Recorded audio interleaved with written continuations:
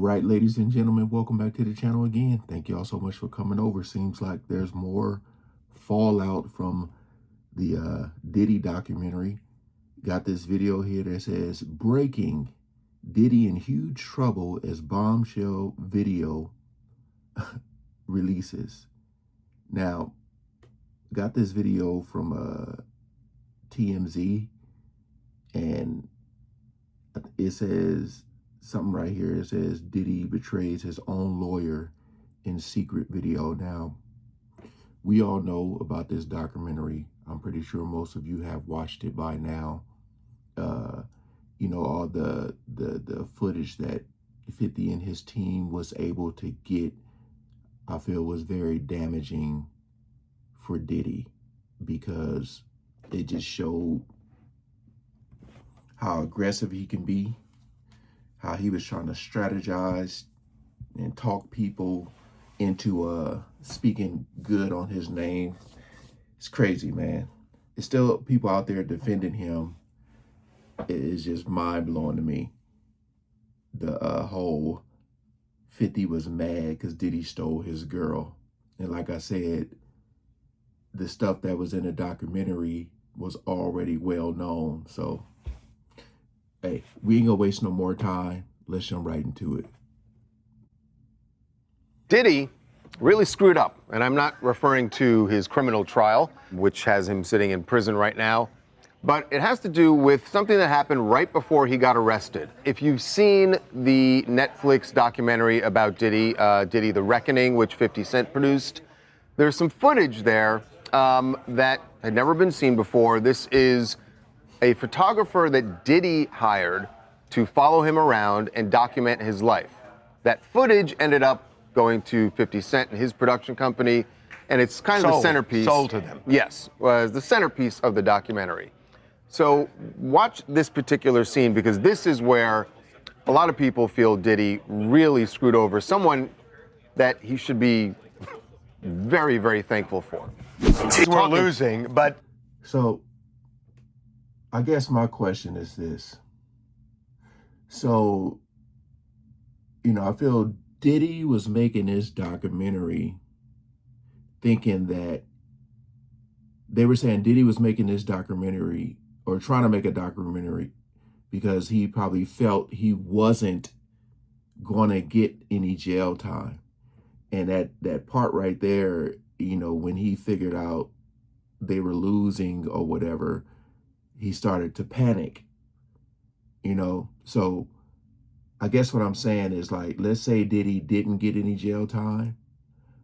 I don't know if he would have had that clip in his documentary. Because like I said, 50 was able to get it unedited. And I talked about that before, about how much footage would have been left out, you know? We would have never known what Diddy would have edited out, but we can kind of guess. I don't think he wanted people to see that right there. the reality is Mark Agnifilo, the person with whom he was speaking, actually won the case for him. This is a huge betrayal. Look, Agnifilo, there is no way he isn't outraged that Diddy was secretly recording him, and this ends up in this Netflix documentary. Mark Garagos, who is my co-host on Two Angry Men, That's right. Because he didn't even know he was being recorded. I'm really just trying to think of what, it's hard to say, but I'm really trying to think of what a documentary that Diddy produces would look like. You know, because I said, like, I feel like when he get out, he's going to perform something. I think he's going to try to get in Madison Square Garden, unless Madison Square Garden tells him no. But depending on ticket sales, they may not.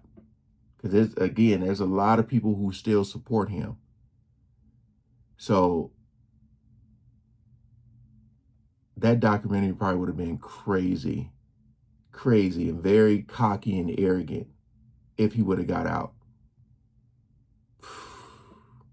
Represented Diddy for years, and his daughter is part of the Agnifilo defense team. And he was involved in all of this. So in this past weekend's podcast, I pushed him to find out how Agnifilo really feels here. And Mark kind of skirted it some, but I think you get the sense. Diddy knew that Mark was being recorded, but Diddy didn't tell Mark. Does Mark feel betrayed by Diddy? I've not talked to Mark about it. What do you think? Would feel. What do you think? I will tell you, I'll just tell you, if it was me, I would be more than a little upset. I was more than a little upset when the client didn't know and I was being recorded. I mean, there was a while there where I was meeting clients under bridges, freeway bridges, because I was PTSD over it. So I think, as a lawyer, it is one of the most inviolate oaths that you take to protect the client confidentiality and the client privilege. So I don't know. I haven't talked to Mark, but if I were Mark, I would be out of my head. Out of my head. So think about if the lawyer would have secretly been recording Diddy. You know what's crazy too is that we all know that there's other stuff that people are alleging about Diddy, you know? So I feel like once he gets out, he's still gonna have some legal issues to deal with unless he's able to settle those out of court. So I was just thinking moving forward, you know, those lawyers are probably not going to want to deal with him again, you know? I mean, they might because they're going to get paid, but at the same time, for you to be recording him without his knowledge, you know what I mean? So I don't know. That's going to be very interesting to see because it's still people like still today that are suing Diddy for things. So we'll see how that plays out. It's incredible. Diddy did two things here. Number one, he betrayed Mark Agnifilo, who, to your point, did so much for him. Obviously, without Mark Agnifilo, may very well be spending the rest of his life in prison. Yeah. The second thing that he did is by having a third party that's privy to the conversation, the videographer in this case, standing there, there's no privilege, right? Diddy waived that entire privilege. Now, it didn't end up backfiring because it seems nobody knew about it until the end of trial. And what are you going to do at this point? So selfish. Now, we should say that, remember, Diddy and his team were very upset when they found out that this footage was part of the documentary, and they tried to shut it down, but, you know, the act of taping it is what out. is so the awful. The act of taping it, right. Without Agnifilo's now, Diddy would knowledge. say that I didn't authorize that video going out, and the argument they've made is that he's the one who has the right, that he owns that footage, but that's a copyright issue. That has nothing to do with the morality of the whole thing. Yeah, the morality is clear. That what's unclear is what kind of a deal did he have with the videographer? Because I'll tell you what the sense is that I have based on my conversations. I think it was a loosey-goosey thing. Yeah. And I don't even know they had a written agreement. And if they didn't have a written agreement, the videographer is the one who owns it. Copyrights cannot be transferred through an oral contract. Nobody, you have to put copyright transfers in writing or they don't count. And there you go. I think that happened here. Yep. Stephanie calling in from Brooklyn, New York. Diddy needs to take some accountability. He's more mad at the lawyer than his own actions.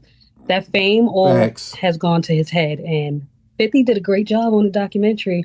It was a scary watch, sad, and if he did have anything to do with everything that they're saying he had stuff to do with, they need to keep him right where he is. Well, he's going to get out in a couple of years. Couple years. He's going to get out. I mean, he won that case. Yeah, as I said before, he from what a lot of people thought he was going to get. Yeah, I mean, you know, like I said, he was speaking freely. He was talking to that. I mean, he was just talking as if the video, as if he wasn't being recorded. You got a chance to see Diddy in his world. You know, some of his worst moments are on tape, and it seemed like he had somebody recording for him.